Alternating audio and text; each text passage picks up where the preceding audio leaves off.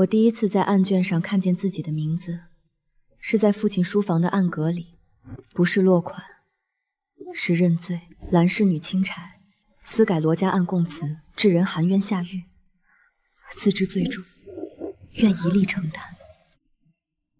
这字，连我写裁字收笔半寸的习惯都仿了8分。父亲，您为了保住哥哥，真是费尽心机。老爷，清策毕竟是亲女儿，这罪名坐实了，她这辈子就全毁了。毁了她一个能保住蓝家的门楣。程安明年要应吏部试，他身上不能有一点污点。您放心，等风头过了，我入室有了权，定会想办法接妹妹出来。他自小跟着我抄案卷，官府问起来说他利欲寻衅，改了供词，没人会怀疑。原来这认罪书他不签也得签。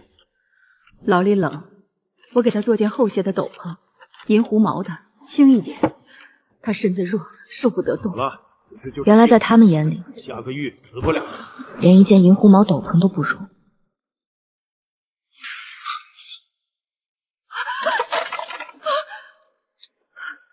原来这就是他们为我准备的最后的怜悯。什么时候来的？刚到。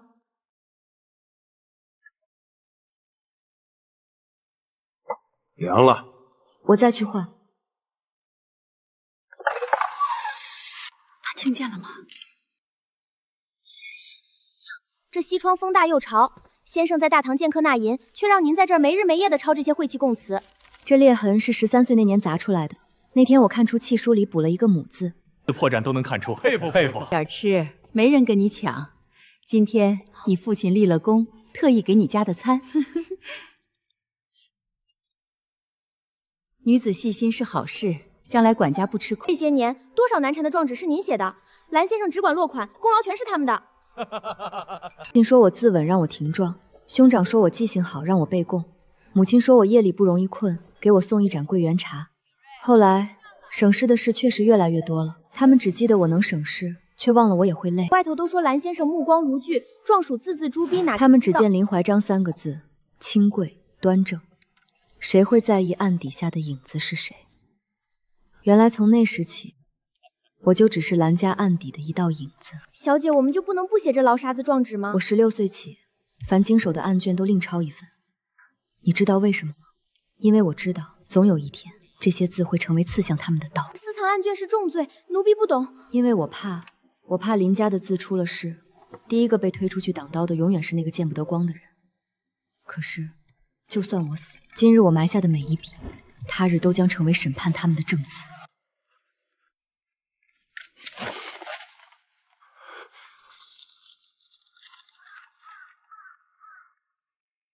你留这些做什么？乃是药物，父亲公务繁忙，钦差自当多准备一份，以防一时。你这性子跟你母亲一样，什么都要留底。但是副本不需要，你知道该怎么做吧？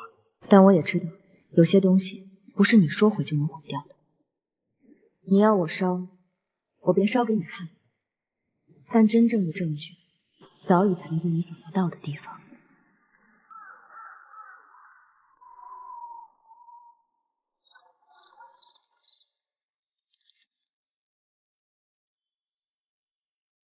姑娘，每年送2次这些纸来，若是让先生省的，留这些到底图什么？怕死。好好的姑娘，莫乱说晦气话。我不是怕，我是怕我死了，他们连一点代价都不用付。何妈妈，有些晦气话是会等人的。我们这些做下人的，平日少不了的被姑娘照顾，无不是念着你的好呀。我不会再被欺负了，绝对不会。原来这世上还有人真心希望我活下去，为了这份温暖，我也必须活着。姑娘，今日怎么穿得这般素净？去办件大事，今日我要亲手结束这一切。之后他们会送我去认罪，父亲重写认罪书，哥哥找证人，母亲备行囊。我不能等，等他们安排好一切，我就真的只能任人宰割了。今日我先说。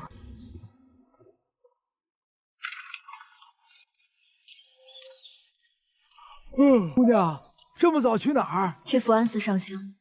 我不去上香，我是去取审判他们的证据。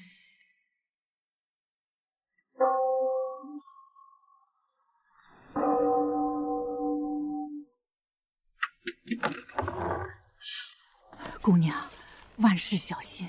3年隐忍，今日终于要见分晓了。连怀章、连承安，你们欠我的，今日我要一一讨回。第一股，为我被偷走的13年人生；第二股，为所有被林怀之笔墨冤屈的人；第三股，为这世间迟来的公道。你是哪家的？知不知道击鼓要先过堂？连怀章，你的好日子到头了。民女蓝清除，地状。姑娘，你这是要鸣冤？不是，是告状。告父、告兄、告兰家伪贡嫁罪。没错，就是那个连家，那个人人称颂、清贵端正的连家。连家，你是连怀章连先生家的姑娘？是。他怕了，怕林怀章的名望，怕得罪这清贵的书香世家。姑娘，你可想清楚了，林先生在咱们县里的名望，这状子递上去可就没有回头路了。听我一句劝，家里若是有什么委屈，回去关起门好好说。这鸣冤鼓一响，公堂一开，可就不是家里事儿了。他们什么时候分？我不过个随时丢弃的挡箭牌。正是因为在家里已经说不好了，没眼尖才来这儿请公道。带告状人连清澈进堂。3年隐忍，今日终于踏入这扇门。今日我要让所有真相大白于天下。这公堂曾是多少人的囚笼，今日我要让它成为审判他们的地方。这崔大人真是个铁面阎王，到任才2个月，就把前任留下的3箱旧案全翻了出来，咱们这把老骨头都快被逼病了。铁面阎王，或许这就是我唯一的机会。这个崔占行年纪轻轻却眼冷心硬，不喝酒，不收名帖，更不好相人，简直是块踢不动的顽石。踢不动的顽石，那正好，只有顽石才能敲碎你们这些金玉其外败絮其中的东西。他来了，这是我唯一的机会。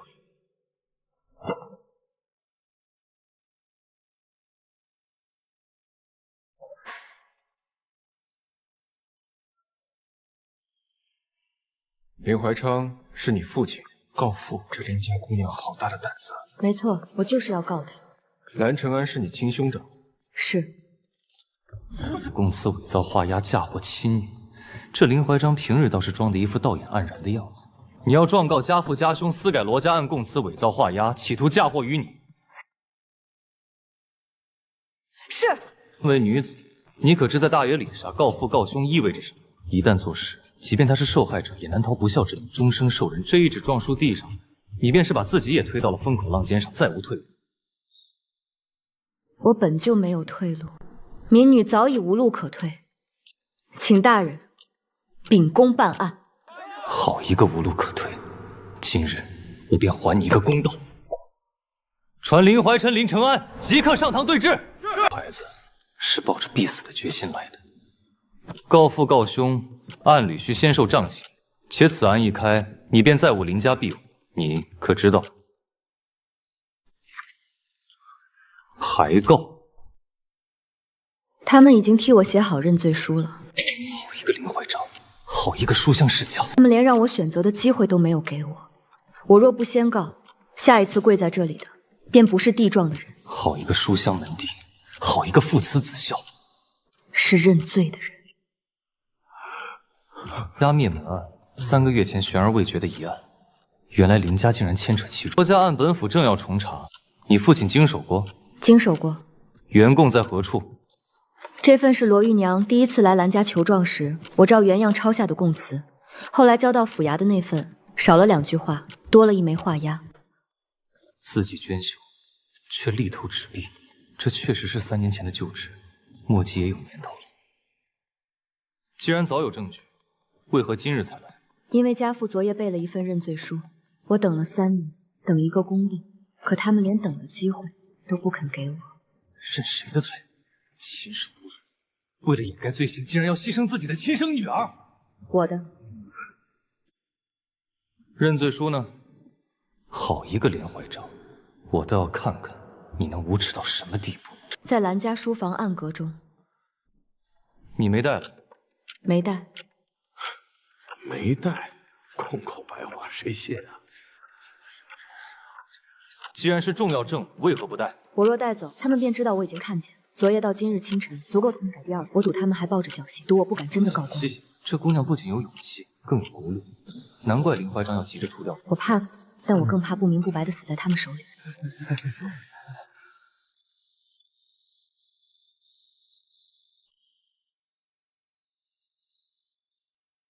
一个孽女而已，也想翻起什么风浪？皇家书记，回家，回那个想要我命。林怀章，你当这公堂是你林家的书房吗？好一个林怀章，果然是这老大人。小女自幼体弱，神志不甚清明，说老见恩，切不见惯。是不清，我看他比在场所有人都清醒，神志不清。林先生，他方才在大堂之上一字一句写得清清楚楚。他状告你私改罗家案供词，伪造画押，企图嫁祸。此事可也是胡话。这孽女竟然真的什么都敢说，慌什么？不过是一面之词，没有证据，她能奈我何？完了，他知道了，他什么都知道了。一个故作镇定，一个惊慌失措，看来这罗家案果然有猫腻。不过是黄毛头的一面之词，没有真凭实据，我看你能挠死他。大人，罗家案案情复杂，卷宗繁弱，小女平日只在书房替我订过几张纸，并不其中利害情重。她年纪轻，不知听了谁的语。亲眼所见，亲儿怎么会是闲言碎语？可惜演错了地方。他们那些为了翻案不择手段的话，你也信？操碎了心的老父亲。是啊，操碎了心要置我于死地的老父亲。瞧林先生这副模样，真像是操碎了心的老父亲。可不是，看这架势，倒像是这林家姑娘受了旁人撺阻。表象往往最能迷惑人心，可惜骗不了我。听哥一句劝，先跟父亲回去。母亲挂念你，为了找你已经担心的一夜没睡了，你忍心吗？母亲，你们把母亲软禁起来，现在又拿她来威胁，拿母亲来威胁，你们也配？演够了吗？该看看真东西了。既然栾先生说令爱不明真相，那这份东西你总该认得。果然是他自己的自己，我还以为是什么了不得的证据，不过是小孩子过家家的把戏。不对，他怎么会这么镇定？难道不好？他早就料到我会抄录一份。这的确是小女的笔记。他平日闲来无事，最爱坐在我案前临摹我的案文，写得像想拿这个当太天真。大人，孩子临摹习字，写的再像，终究也只是临摹，当不得正供的。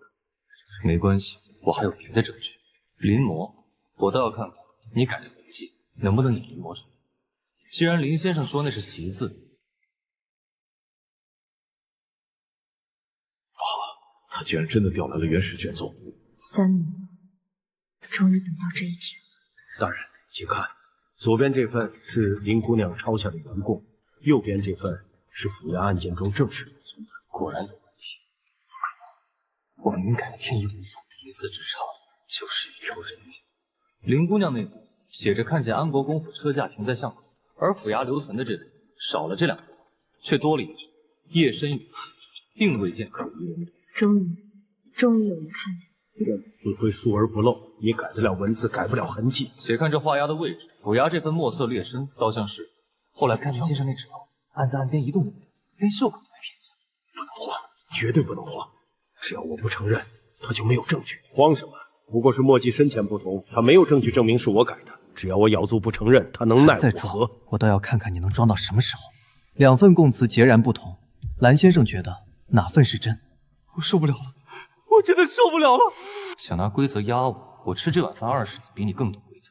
大人，在这公堂之上，供词入衙，自当以衙门残存的案卷为准。小女手上那份，不过她私下抄录的细作，既无公章，也无奸淫，不过做不得数。规则，我就让你看看规则之下人性有多脆弱。他说的没错，没有公章和奸淫，私抄的供词确实做不得数。我还有最后一张牌。大人，罗玉娘在外。果然，我就知道他不会没有准备。不可能，罗玉娘明明已经被我送走了，她怎么会在这里？这个孽女竟然真的把罗玉娘找来了，我真是小看她了。你终于肯正眼看我了，父亲。传罗玉娘进堂。传罗玉娘进堂。3年了，我终于走到这里了，却脊背挺直，带着深深的疲惫，却没有一丝怯意。玉娘姐姐，这就是罗玉娘，果然是个有骨气的女子。民妇罗玉娘叩见大人，今天我一定要为我丈夫讨回公道。罗娘子，坚持到了现在，你且抬头，你可认得这堂下站着跪着的都是何人？林怀真，我终于等到这一天了。青彩姑娘，谢谢你，若不是你，我这辈子都报不了这个仇。认得。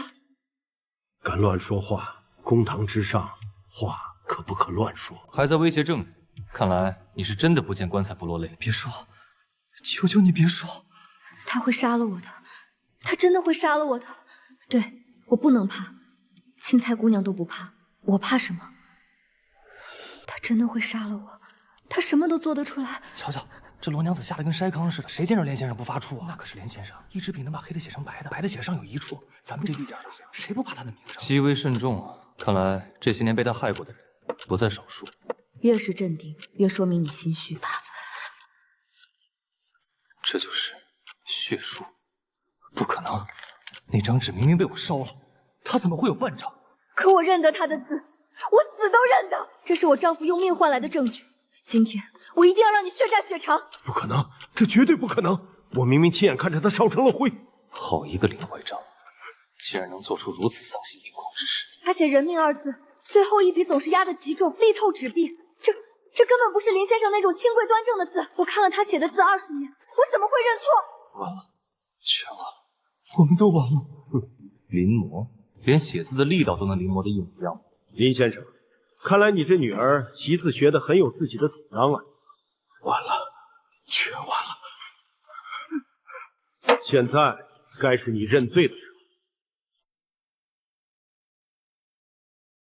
这不是我给他的，这张纸是从哪里来的？姑娘，这状纸看着有些年头了，是您亲手递给他的？看来这张血书另有来历。这不是我给他的，我竟不知道，他竟然一个人扛了3年。大人，我之前的恶手令根本不是他撞死的，是国公府的人打死了拖上车的。难怪林怀章敢如此肆无忌惮。可等那供词交到官府全变了，他们硬说我丈夫是酒后杀人，判了秋后问斩，我没法子，我去兰家求状，可兰先生连看门都不让我进。若不是这位姑娘，我早就死在兰家门口了。后来是有人从兰家后门悄悄递了这张纸出来，叮嘱我以后别走正门了，免得招祸。我知道那是姑娘写的。这个贱人竟然敢把脏水泼到我林家头上！哼，荒唐，简直是一派胡言！想凭一张破纸定我的罪，做梦！单凭一张不知道从哪儿捡来的破纸，便能认定是我林家人写的，更枉认定是谁写的？还在嘴里？没错，谁知道是不是你这妇人伪造的，想来讹诈我？这妇人血口喷人质，门封沿江路停加个破纸，便想污蔑我连家名声，跳梁小丑不值一提。真正的底牌在他手里。终于到这一步了，这是你逼我的。不可能，那个东西明明被我烧了，他怎么会有？父亲，这是最后一次了。我给过你机会的，大人若肯查封连家书房，那书案下的案格里便放着昨夜拟好的认罪书。若大人肯派人去福安寺后巷的香纸铺，那里存着3道红木箱子。青仔，我养了你18年，你竟然这么对我！我知道，从说出那句话的那一刻起，我就再也没有父亲。听见没？这声青仔可不是刚才劝姑娘回家的调子，这是要杀人的语气。够了，箱子里的东西大多是我这些年替父亲临过、看过，也亲自改过的案卷副本。有些或许做不得数，还有一些能对上这些年兰家私下收过的每一份谢礼。原来如此，这才是真正的杀手锏。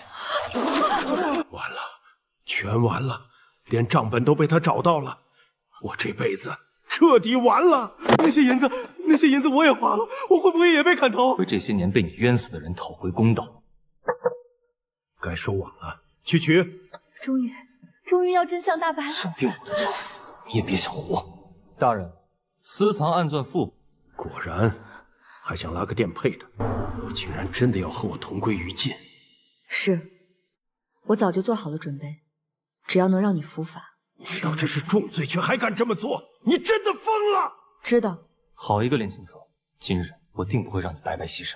你当真要毁了整个林家？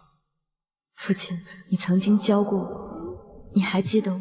我不是故意的，我真的不是故意的。我跟你要叫出一个字儿，是存心要毁了这片旁。青才，别怪你爹，他不是怪你，他是替你哥着急。你快给你爹认个错，下次仔细些就是了。原来这么多年，我一直都在替他擦手，擦去他的罪孽。从今天起，我再也不会替他擦了。这蓝先生说的可真重，什么叫林家？明明是那姑娘在求公道，这就是诛心啊！够了，这场闹剧该结束了。父亲，那认罪书您昨夜不是已经替我写好了吗？你想让我替你顶罪，替连家顶罪，可惜我偏不。他知道。来人，查封栾家所有财产，搜查书房暗格和福安寺香纸簿。遵命！你休要胡说！父亲那是为了说，为了保住你的师徒，所以要毁了我这条命。既然左右都是要毁，毁在父亲手里，何止实系分别？待林怀章、林承安偏殿候审，差役即刻查封书房暗格。连清楚，你放心，我一定会给你一个公道。18年，我苦心经营了18年，原来我这一生终究还是活成了一个笑话。他终于明白了，所有的狡辩，所有的挣扎，都已经毫无意义。怎么还不回来？千万不要出什么事啊！来了。这些年，他收的每一份信都在这里了。今日所有的罪恶都将公之于众。完了完了，我怎么会卷进这种事儿里？大人饶命！这东西是林姑娘寄放在小的铺子里的，小的只当是些旧书旧纸，一直替她收着，从来没敢打开看一眼的。看看这里到底藏着多少罪恶。 3年了，这些东西终于重见天日了。你想改了18年的字啊？果然，他早就开始篡改文书了。那些宁玉、太堂记错了，这器械就是他这些年制造的所有冤假错案的证据。这些纸有些被年江水爬过，按照年每份，最上头那份便是罗家的案的原区。谁写的？他一直都在忘记，只是他不肯承认，是不想连累任何人。姑娘，这也不像是案卷里该有的东西啊。那是案卷里不该有的东西。可我记得，律方案卷只记罪责输赢。可我记得，世人蒙冤时狼狈又坚韧的模样。还要将所有隐秘、所有不堪尽数公之于众。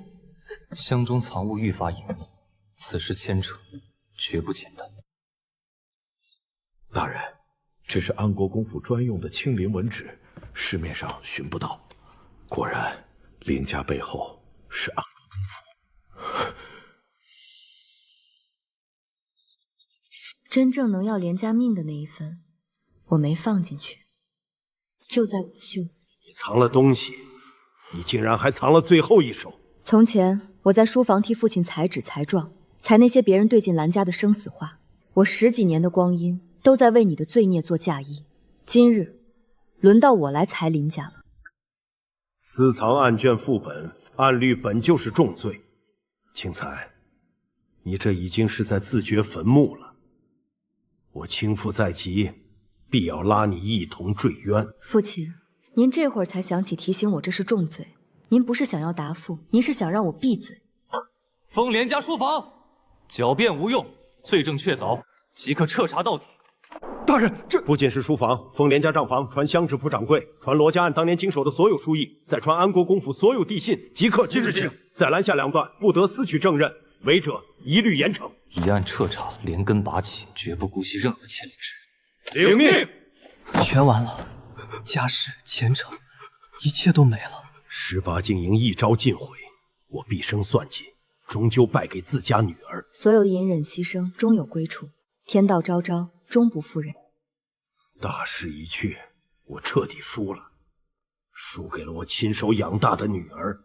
连先生，请吧，偏殿候审。你母亲她会受不住这个家的痛苦，你也要一捧背负。她昨夜看着您写下那认罪书时，就已经受过了。最痛的那一夜早已熬过去了，你最后的软肋早已实现。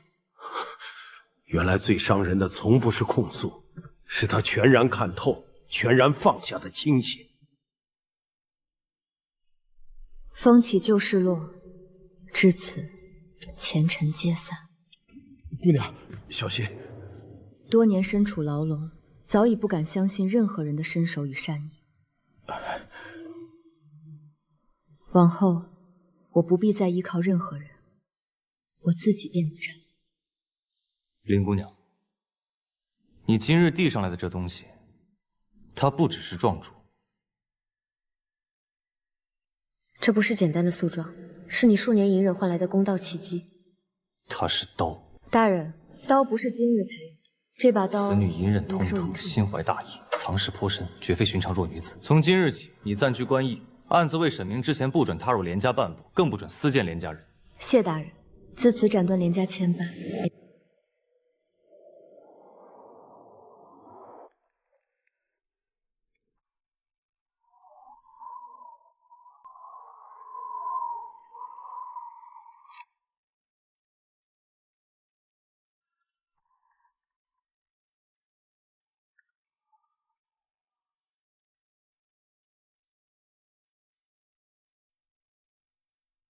姑娘，这地方也太憋屈了，风直往脖子里钻。这地方怎么住人？好好的世家小姐不做，偏要闹得家宅不宁，困在这等粗鄙寒职，简直自降身份，荒唐至极。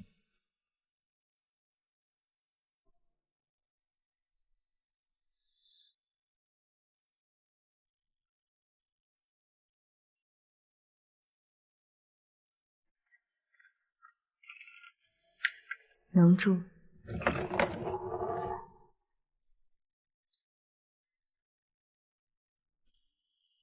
夜里冷，你从小就最怕冷的。这是找名医配的活血化瘀药。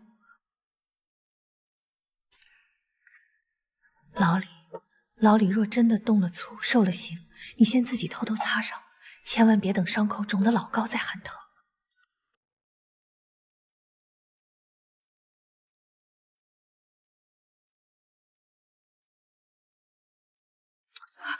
青才，娘不是那个意思，娘不是想让你去坐牢受刑。那您是什么意思？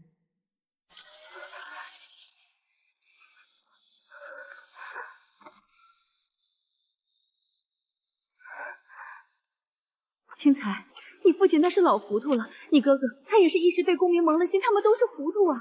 可他们终究是你的血亲，他们不是真的想要你死，他们只是实在是没办法了呀。那我想问问，母亲昨夜看着父亲落笔时，知道那认罪书上写的是谁的名字吗？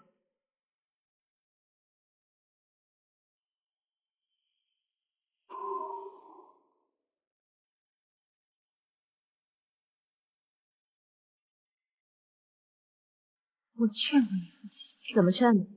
您是让他别写我的名字，还是让他去投案自首？我说你从小身子骨就弱，受不得这种大罪。我求他能不能去官府打点一下，换个稍微轻一些的罪名，只要轻些，哪怕下狱，也不至于让你吃太多苦。换个轻些的罪名，原来这我受的苦能少一点。这罪名让我背，您便觉得心安理得是吗？青才，娘真的是没有办法。你哥哥是林家的顶梁柱，他若毁了，林家就彻底没了呀。你是女儿，将来若是案子结了，总还有路。娘会一直等你出来，娘养你一辈子，绝不让你受半点委屈。一辈子的安稳，是用我半生冤屈换来的，这样的恩赐，我受不起。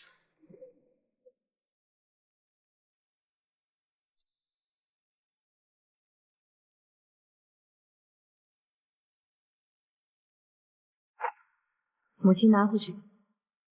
青儿，药也拿回去。若我真进了牢，冷不冷，疼不疼，都不是今日才要想的事。你真要把你父亲和哥哥都送进去？你哥哥已经这样了，兰家已经成了这样。青才，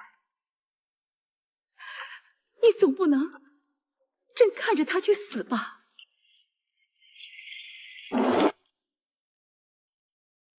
眼底空空荡荡，没有委屈，没有愤怒，没有波澜，只剩一潭冰封的寒凉。那我呢？母亲，若我3日后听你们的话认了罪，坐了牢，等我出来以后呢？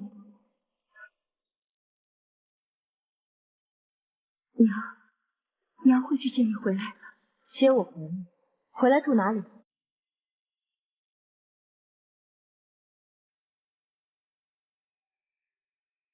是让我住进后院，从此不见客，还是等哥哥日后入仕当了官，对外说我病了，或者说我去安里清修了？青彩，你不要这样说话。那母亲原本打算怎么说？还是说，在你们眼里，只要我进了那间牢房，连家就再也没有蓝清扯这个人了？女子名声坏了，路确实是难走些。可咱们毕竟是一家人，只要一家人的关键字，总归还是有法子的。那所谓的法子，就是让我像个影子一样，腐烂哥哥连家的后院里。关起门不见人，等风头过去。原来你们连我从牢里出来以后的日子，都替我想好了。青彩，这也是为了保全你的名声。只要风头一过，一家人守在一起，还有什么过不去的？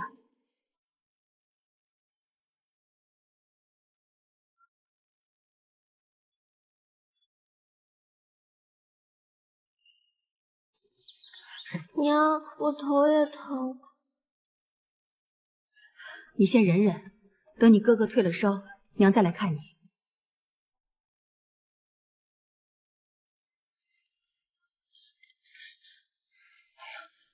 哎呦，我的小祖宗，怎么烧成这样了？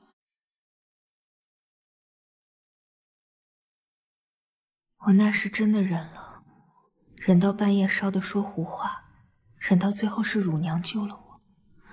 您不是不疼我，只是在您心里，总有比我更要紧的事，更要紧的人。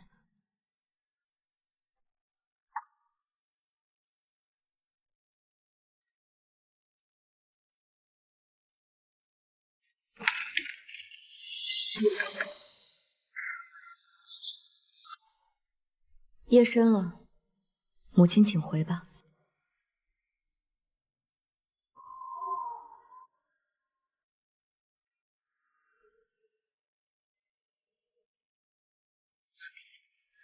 青彩，你别不要娘。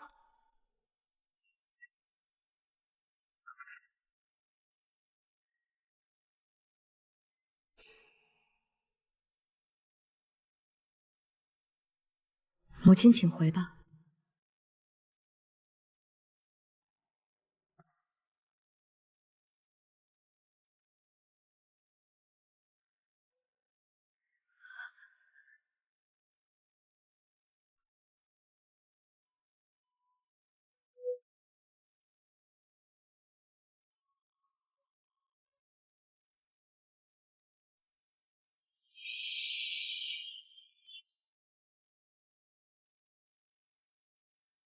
罗家案牵出的，竟然不止罗恒一条命。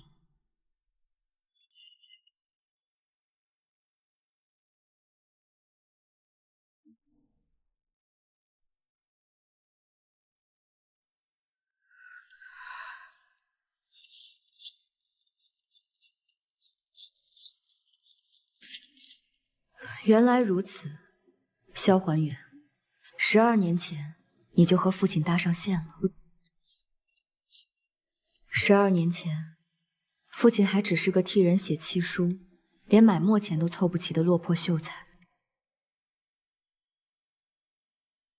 当年府衙明明查到了安国公府的车驾，可短短3日，所有的供词就全都改了。从那以后，父亲接的案子越来越大，栾家的名声也越来越响。父亲，原来这才是您的投名状。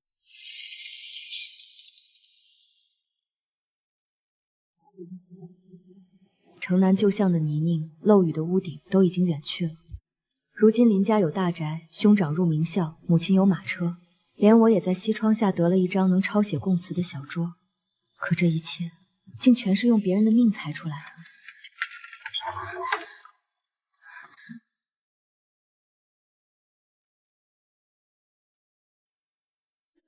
姑娘，奴婢不敢瞒你。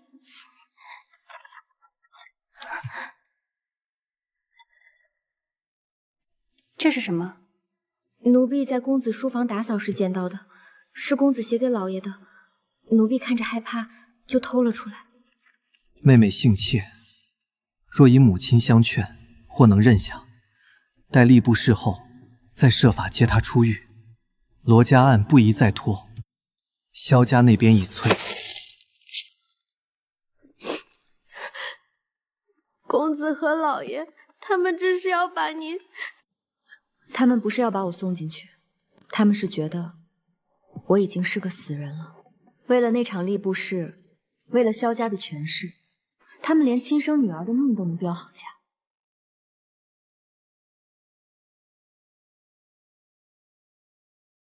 秋杏，你做得很好。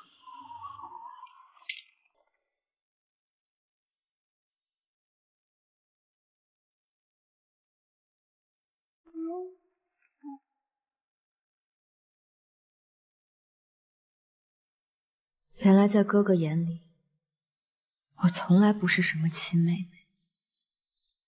他不是不知道认罪书的事儿，他只是觉得我性怯。性子怯，所以好劝；身子弱，所以好接。名声毁了，关起门来也最好藏。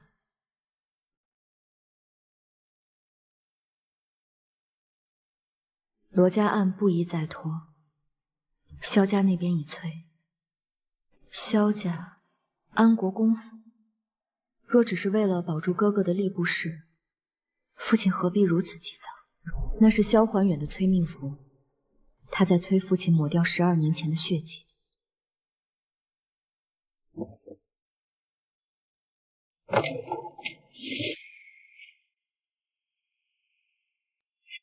你们觉得我性怯好藏，那我就让你们看看，这张被你们随手裁掉的纸，是怎么把林家、把萧家都捅穿的。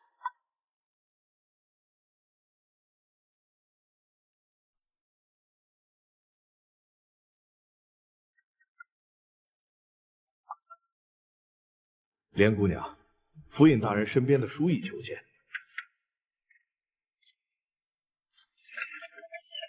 莲姑娘，府尹大人让小人传一句话问你。大人请讲。12年前那份曹银案的残卷，你是否愿意交出？大人如何得知我手里有这份残卷？大人在那第3口木箱里搜到了半封安国公府的密信，信中提到了当年封口之事。另外，陆御史昨夜已经连夜入了府衙，此案已惊动圣体。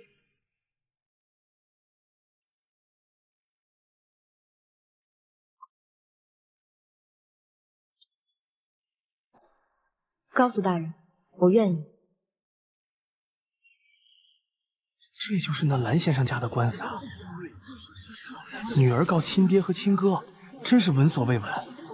听说不仅是改供词，还牵扯到了安国公府呢。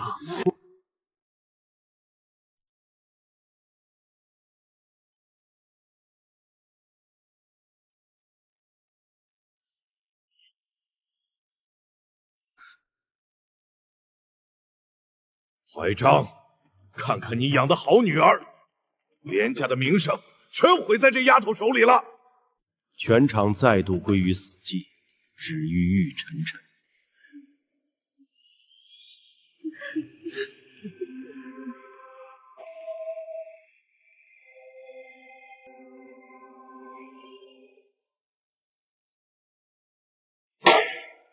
在告状人连清哲进堂。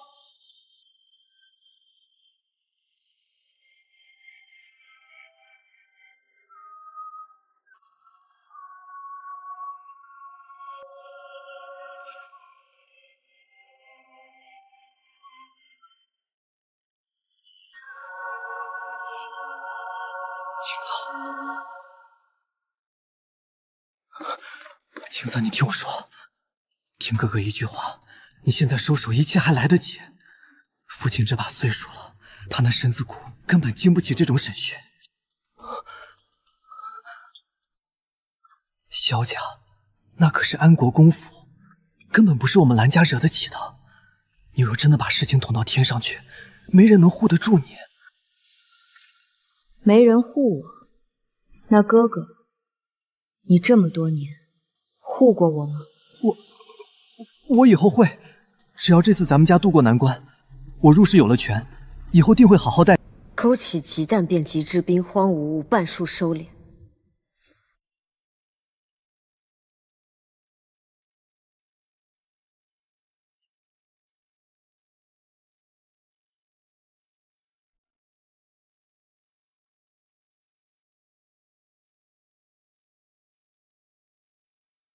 那是御史台的陆正都大人。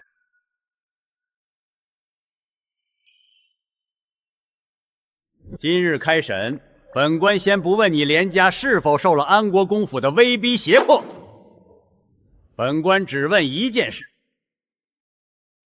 这些年，你连家是被人拿大刀架在脖子上逼着改供，还是你们自己拿别人的命去换了县下的3进宅子，换了你长子的入仕荐书，换了你林怀章这20年的清高美名？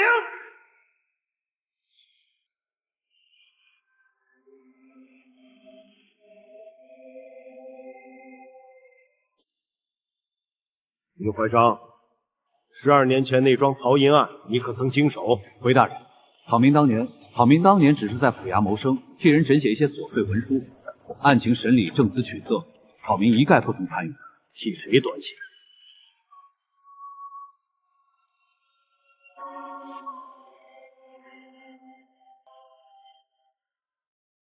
这卷宗上写的清楚，安国公府。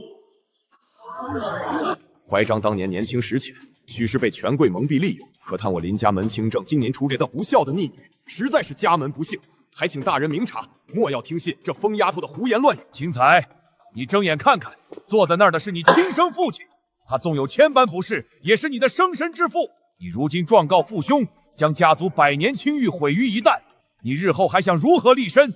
女子若离了宗族，你靠什么活？这老头说的狠啊，这是要断了这姑娘的后路。名声坏了，宗族不要了，一个弱女子确实只有死路一条。离了宗族靠什么活？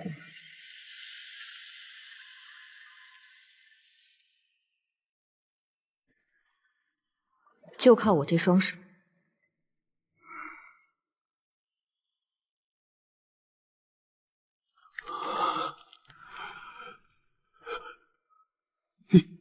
你说什么？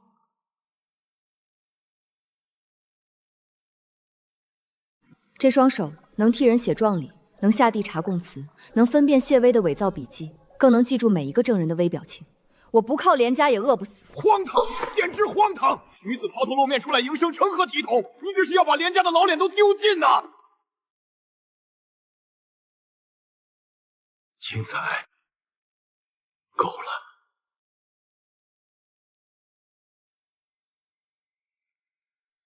闹到这一步，你到底想要什么？是银子、物子，还是你心里觉得这些年兰家亏待了你，想讨个公道？说不说？只要你收手，父亲理你。这一刻，香芷树不再提亲情。原来在他眼里，我这条命，这10几年的功德，都是可以用银钱来算的账。父亲这份账，能补不起。父亲从来没教过我怎么疼惜，这些是我从他亲手烧剩的灰堆里一片一片，趁着火还没熄，忍着烫着。我竟从未发现，那个坐在西窗下的所部唯命是从的影子，竟然会在我背后盯着那一地被人遗忘的灰烬。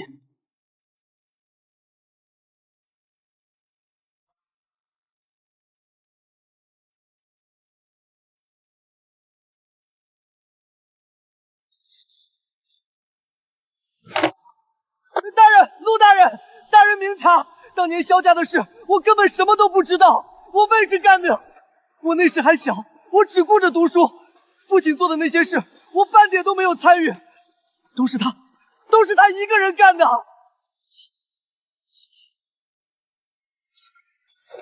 大人，我是无辜的，我是被蒙在鼓里的。罗家案，我也只是听父亲吩咐，大人饶命。程安，大大人明鉴，学生明年便要应吏部试，寒窗苦读10余载，前途就在眼前，怎敢私改案卷自毁前程？罗家案的供词是父亲让学生去取的，那安国公府的信也是父亲亲手交给学生去送的。学生只知替父奔走，尽人子之孝，实在不知竟其中藏着这等安杂内情啊！那这份陷害你妹妹的认罪书呢？你又知不知情？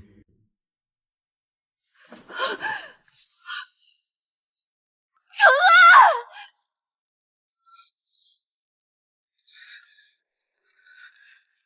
认罪书，学生从未动笔。他没有说不知道，只是说没动笔。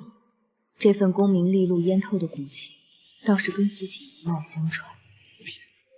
既然你没动过笔，那又是谁说的？轻宅性子怯，若以母亲相劝，或能任性。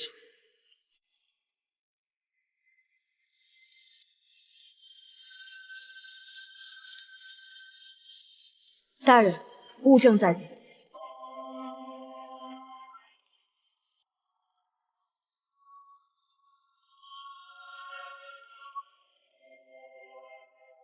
妹妹姓妾，若以母亲相劝，或能任性。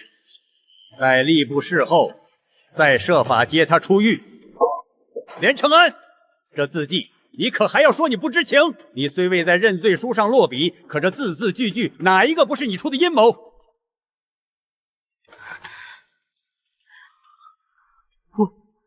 我没想害死妹妹，我只是想先保住兰家，保住咱们兰家的门楣。母亲，您是知道我的。我当时想，只要等这阵风头过了，等我明年应了力士，有了权，我真的会设法去接妹妹回来的。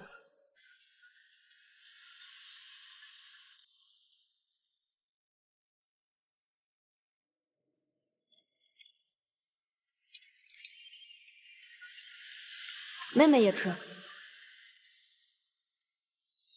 哥哥当年在饭桌上把鸡皮撕给我时，也说的这般真心。原来你给的那些甜头，全是为了日后能顺理成章的剐了我的肉。蠢货！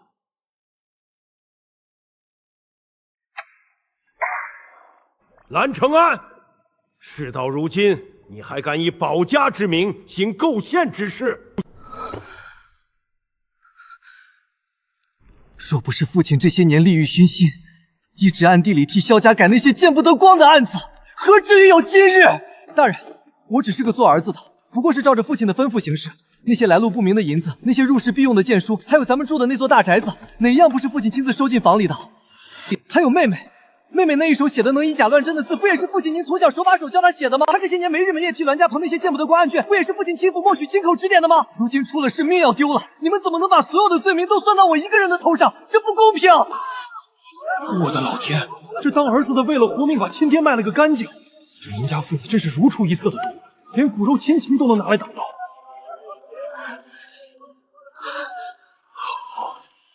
好极了。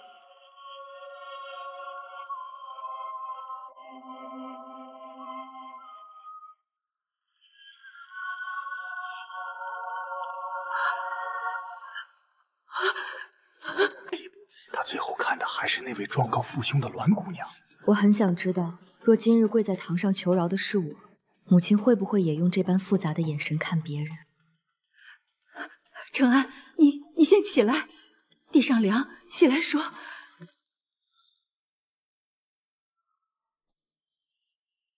清策，母亲，您是知道我的，您最疼我了。我刚才说的那些，我真的不是有心要害妹妹的，我只是想保住兰家，我没法子啊！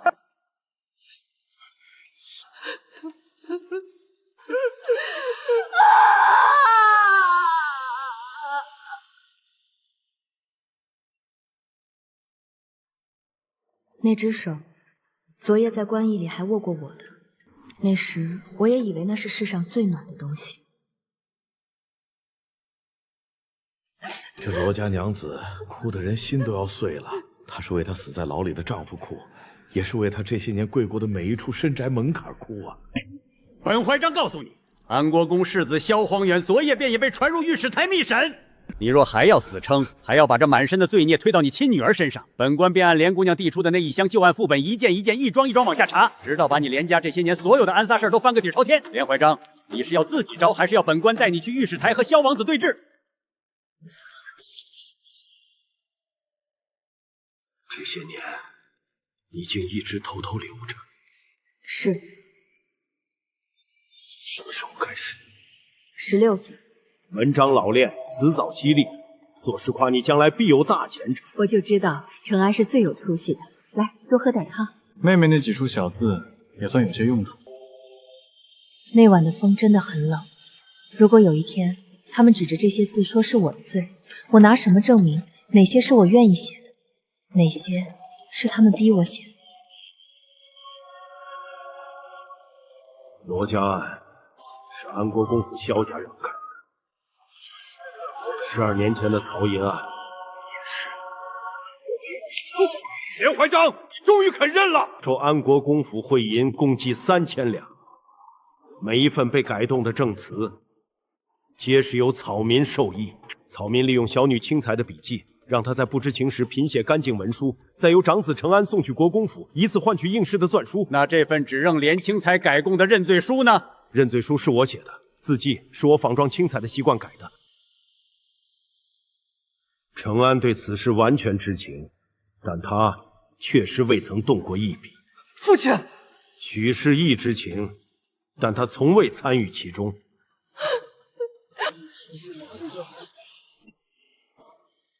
林怀章，既然是你一手主使，本官问你，你膝下一子一女，为何偏偏要在认罪书上写林清产的名字？因为她最合适。她一个女子，既不用考取功名，又不常在人前露面，舍了她，对林家伤害最小。这亲爹说的是人话吗？就因为女儿不用考功名，就能推出去顶死罪？这林先生的心真是比公堂的地砖还要硬，还要冷啊！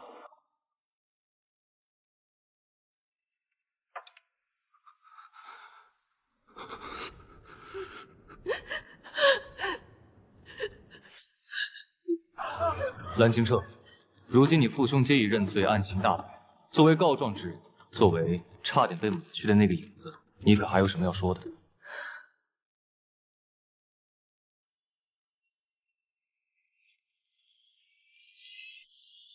民女还有一情。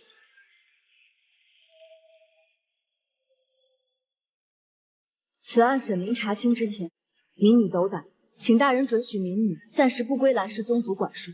荒唐！简直要属荒唐至极！你一个尚未出阁的假女子，若是不归宗族管束，你要归谁管？谁敢管你？大人若觉得此事不合大业规则，民女愿继续留居官吏，哪怕自困一世，待到此案彻底了结，民女再凭国法处置。你们瞧瞧，这就是咱们蓝家养出来的好女儿，你可是住在官野，可认祖归宗，这是让老夫这张脸丢尽啊！陆大人，您看这此案牵涉甚广，更涉及安国公府12年前的要案。栾清彩身为本案最关键的证人，他手中的证据足以震动朝纲，保护重案证人，乃是朝廷命官之责。在案情大白天下之前，连青字理应由官府贴身护卫，暂离宗族，以防生变。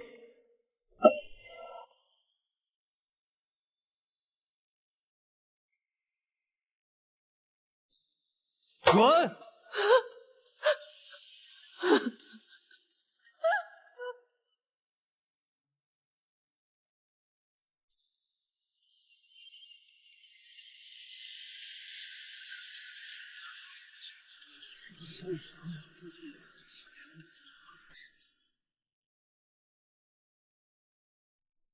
经重查，罗恒案原判供词系伪造，事实不清，证据不足，现判罗恒案原判作废，正其名，负其身，罗恒不负杀人之罪。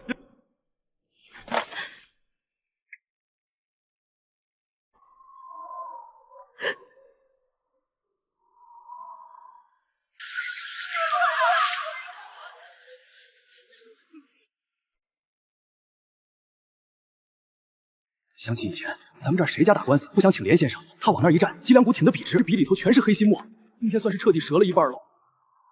蓝怀章，身为宿师，本应维护法纪，却收取安国公府会银3000两，私改要案供词，致使冤案成刑，含冤12年。现依大川律法判处，夺其宿师名分，查抄不义之财，即日发派流放岭南，终生不得回京。流放？查抄？大人，那学生呢？学生是清白的，学生还要应考啊！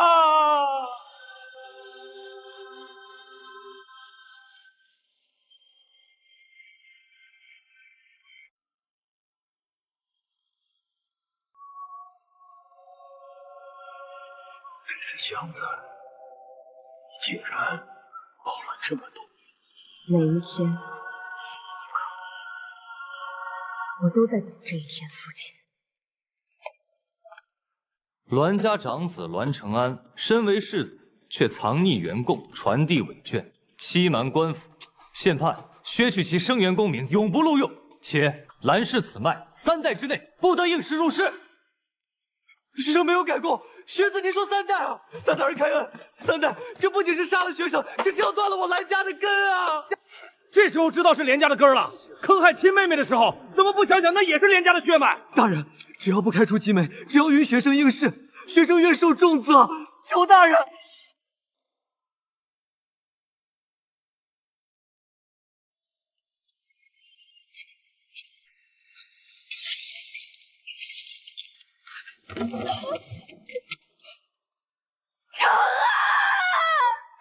安国公府世子萧恒远指使改供残害朝廷命官，即日收监下狱，秋后待审。即刻查封安国公府名下3处别院，所有曹银案旧案捐州，悉数移交御史台陆大人重审。这下可好，栾家这些年挂在门楣上的东西，算是被官府拿刀一层一层，连皮带骨都削下来了。可不是吗？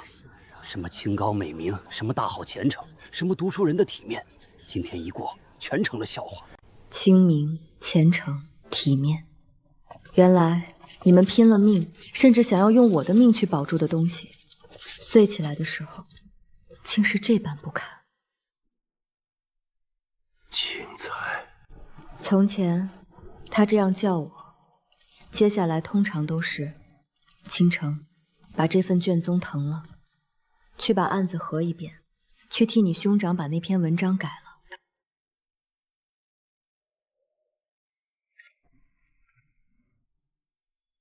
祥子，别受潮。走快点，别耽误正事。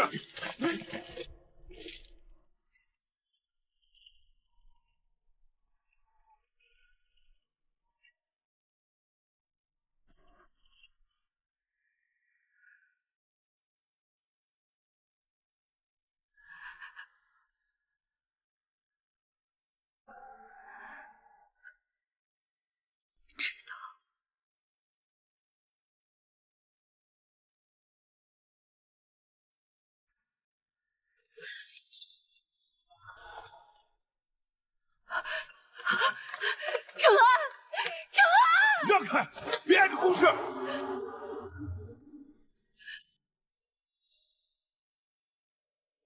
青才，青才在哪儿？青才，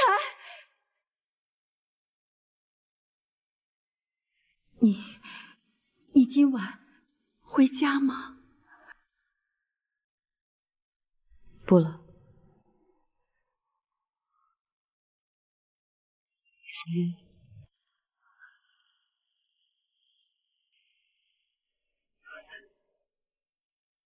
那你住哪里？西巷。一个人？也好，也好。那边离府衙近，有什么事，大人们也能照应。他像是不敢再看我，也不知道还能拿什么理由留住我。这一步踏出去，我与那个家便真的隔了一道生死关。